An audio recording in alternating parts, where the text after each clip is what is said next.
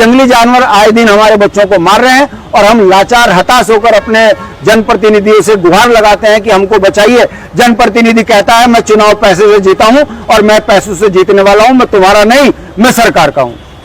साथियों नमस्कार, हमारे साथ यूकेडी के यमकेश्वर विधान से कई बार चुनाव लड़ चुके शांति प्रसाद भट्ट भाई हैं, जो जानते हैं कि यमकेश्वर में वाकई में विकास हो रहा है या यमकेश्वर का विनाश हो रहा है। आपने कुछ दिनों पहले देखा होगा, एक गांव में हम गए थे, एक महीने में तीन हमले हो गए। विधायिका को कोई चिंता ही नहीं है, भाजपा का गढ़ उसे कहते हैं, एक फोन तक वो नहीं कर पा रही है ग्रामीणों को, फिर भी भाजपा का गढ़ वो बना हुआ है और बाघ ऐसे लगा हुआ है कि हमारी सरकार बाघ तो बचा रही है पर यमकेश्वर की जनता को नहीं बचा रही है। इसी संबंध में हमारे शांति भाई क्या कहेंगे? शांति भाई क्या कहेंगे?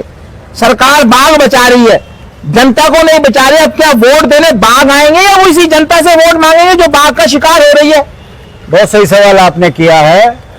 राज्य बनने से पहले भी भारतीय जनता पार्टी का विधायक रहा है और लगातार यमकेश्वर विधानसभा में भाजपा को जनता ने भर भर कर वोट दिया, आशीर्वाद दिया है, जिस कारण भारतीय जनता पार्टी की सरकार भी बनी है।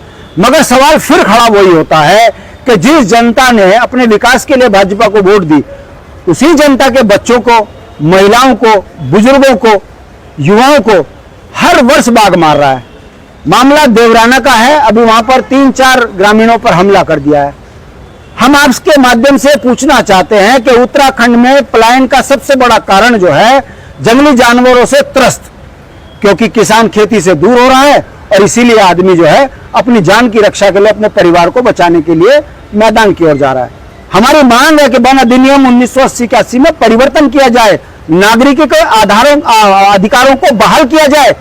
जो अंग्रेजों ने उत्तराखंड के नागरिकों को वो अधिकार दिए थे, पेड़ लाना, लकड़ी लाना, चारा पत्ती के लिए जंगल में जाना, ये कैसे लोकतंत्र में हम जी रहे हैं कि मौलिक अधिकार हमारे खत्म करके हमको जंगल से दूर किया, अब हम अपने खेतों में, अपने गांव में हैं तो वहां बाघ हमको मार रहे हैं। ये भारतीय जनता पार्टी हो या कांग्रेस हो, दोनों की सरकारों ने उत्तराखंड के मूल निवासी के अधिकारों को अधिकार विहीन किया है। ये उसी का परिणाम है कि बहुत बड़ी बात है, बाघ ने मारा महिलाओं को, पुरुषों को, जिसको भी मारा।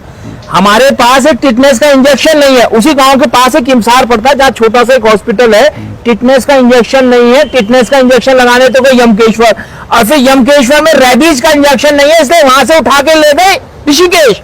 यानी कि हमारे पास ना टिटनेस ना रेबीज का इंजेक्शन, फिर भी हम कह रहे हैं कि हम भाजपा ही हैं और हम भाजपा की सेवा तन मन से करेंगे। क्या मतलब क्या साफ सूंघ गया वहां की जनता को भी अपनी सुरक्षा भी जो है दरकिनार करते हुए चल रही है?